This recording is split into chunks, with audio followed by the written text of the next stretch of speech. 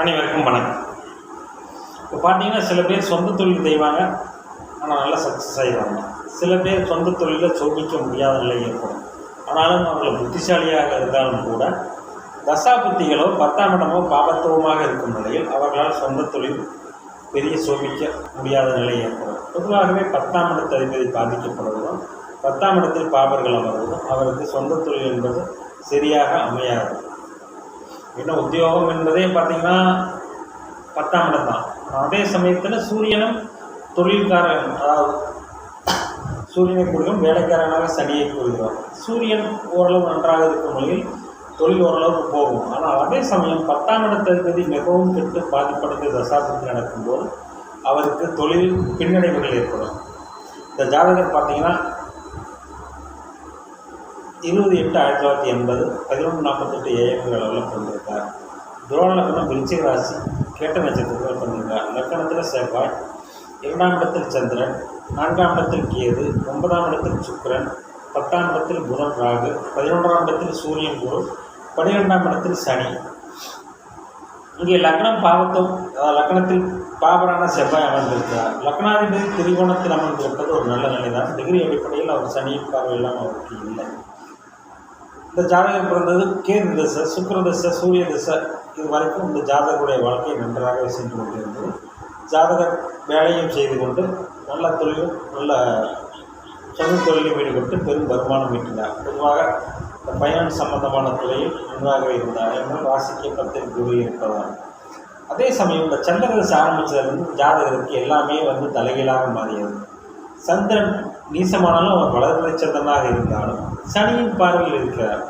சனியின் 10ஆம் அதிபதி சனியின் பார்வை இருப்பதும் 2ஆம் இடத்தை சனி பார்ப்பதும் 2ஆம் இடத்திற்கு லக்கணத்திலேயே இருந்தாலும் உங்களுக்கு பார்த்திங்கன்னா சனியின் பார்வை 2ஆம் இடத்திற்கு விழுதாலும் சந்திரனுக்கு விழுதாலும் இந்த ஜாதகம் சந்திரன் ஆரம்பித்ததுமே தொழில் சரியான பின்னடைகள், இதிலும் பெரிய மேன்மை என்பதில்லை. ஆனால் ஜாதகர் பயங்கரமான புத்திசாலி.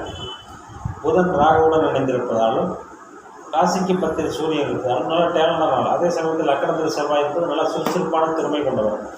வெற்றி பெற்ற மனிதரெல்லாம் புத்திசாலி இல்லை, புத்திசாலி மனிதரெல்லாம் வெற்றி பெற்ற இல்லை என்று ஒரு பாடல் வரும். அதுக்கு உதாரணம் ஜாதகம் தான். அதாவது குறைந்த அறிவுடையவர்கள் கூட நிறைய தொழில் சம்பாதிப்பார்கள். ஆனால் நிறைந்த அறிவை படித்தவர்கள் தொழில் சம்பாதிக்க முடியாத நிலை ஏற்படும். அதுக்கு காரணம் பார்த்தீங்கன்னா தசாபுத்தி என்பதும் 10ஆம் இடமும் 10ஆம் இடத்து அதிபதியும் தான். இங்கே புதன் ராகுவுடன் ஒரே டிகிரியில் ஒரு டிகிரி இடைவெளியில் இணைந்திருந்தாலும் கடக ராகுவாக இருக்கிறார். ராகுக்கு வீடு கொடுத்த நீசமானாலும் வளர்நிலை சந்திரனின் வீட்டில் ராகு அமர்ந்திருக்கிறார். இந்த ஜாதகர் புத்திசாலி தான். ஏன்னா புத்திசாலி. 2வது பார்த்தீங்கன்னா நல்லா சுறுசுறுப்பானவர், ஆக்டிவானவர். லக்னத்தில் செவ்வாய் இருந்தாலே அவர் பார்த்தீங்கன்னா நல்லா துருதுன்னு இருப்பார். லக்னாதிபதி நன்றாகவே இருக்கிறார். ஆனாலும் தசாபுத்தி அமைப்புகள் இந்த ஜாதகருக்கு ஒத்துழைக்காத காரணத்தினால் இந்த ஜாதகர் பார்த்தீங்கன்னா சந்திர திசை ஆரம்பிச்சிருக்கிறது தொழிலில் எந்த விதமான முன்னேற்றமும் இல்லை. நிறைய இழப்புகளைத்தான் சந்திக்கிறார்கள். இந்த ஜாதகரால் பெரிய அளவில் சோபிக்க முடியாது. இதற்கு காரணம் 10ஆம் இடத்து அதிபதி நீசமாகி இருப்பதும் சனியின் பார்வையில் இருப்பதுமே காரணமாகும். அடுத்து வருகின்ற செவ்வாய் திசை இந்த ஜாதகருக்கு ஓரளவு நன்றாக இருக்கும். ராகு திசை மிக பிரமாதமாகவே இருக்கும். தசாபுத்தி அமைப்புகள் நன்றாக இல்லாத பட்சத்தில் ஒருவர் சொந்த தொழிலில் ஈடுபடுவதை தவிர்த்து விடுவது நல்லது. என்னதான் 10ஆம் இடத்திற்கு 2இல் இருந்தாலும் தனம் பார்க்க கொடுக்கக்கூடிய 2ஆம் இடத்தில் இருந்தாலும் அவர் சனியின் பார்வையில் இருக்கிறார்.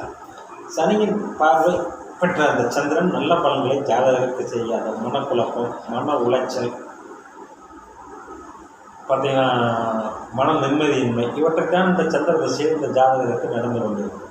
அதே சமயத்தில் மற்ற அமைப்புலாம் எல்லாம் துலாலக்கணத்திற்கு 11ஆம் இடத்தில் இருக்கும் குரு மட்டுமே நல்லது செய்வார் என்பதன் அடிப்படையில் 11ஆம் இடத்திலேயே குரு இருக்கிறார். அதிலெல்லாம் நல்ல அமைப்பு தான். 7ஆம் இடத்தை குரு பார்ப்பது நல்ல மன வாழ்க்கை. கலஸ்தரகாரன் சுக்கிரன் 9ஆம் இடமான திரிகோணத்தை தனித்திருப்பது நல்ல அமைப்பு தான்.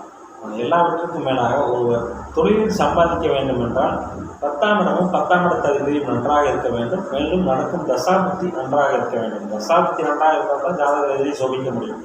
என்னதான் ஜாதக யோகமாக இருந்தாலும் தசாபுத்தி அமைப்புகள் ஒருவருக்கு நன்றாக இல்லை என்றால் ஜாதகர் சர்க்கிள்களை சென்றுத்தான் ஆக வேண்டும். அதற்கு உதாரணம் இந்த ஜாதகம்.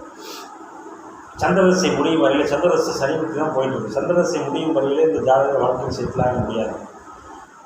நல்ல பொருளாதார மேன்மைகளை பெற முடியாது. ஓரளவு நல்ல வசதியான குடும்பத்தில் பிறந்தவர். ஆனால் பொருளாக சம்பாதிக்கிறது சந்திரதசை முடியும் வரை இந்த ஜாதகருக்கு பெரிய முன்னேற்றம் என்பது இல்லை.